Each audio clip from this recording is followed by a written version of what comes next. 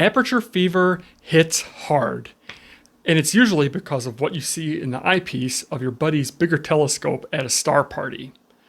We have an old saying in astronomy, aperture is king. And we say this because when the king shows you what he can do, the fever rises. This saying originated because more aperture gives you brighter objects, sharper images, and better contrast. Let's take a minute to define those. Brightness.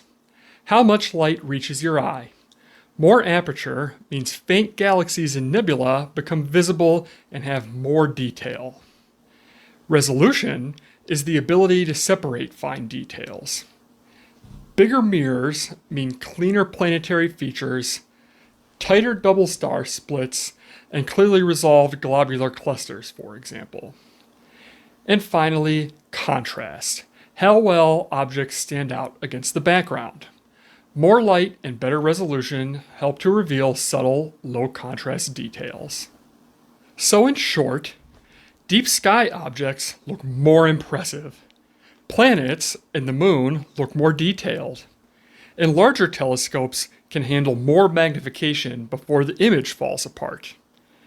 To give you an idea of what this means from a practical standpoint, let's take a look at Messier 13, which is located here in the constellation Hercules.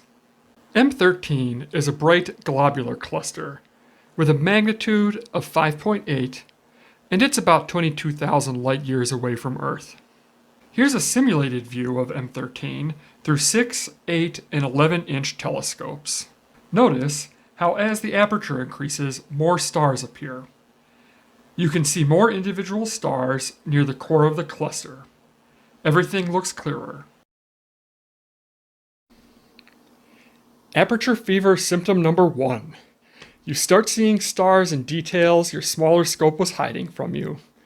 And once you see those hidden details, the desire for more inches of aperture doesn't stop. Have you ever seen M13 or another globular cluster through your telescope?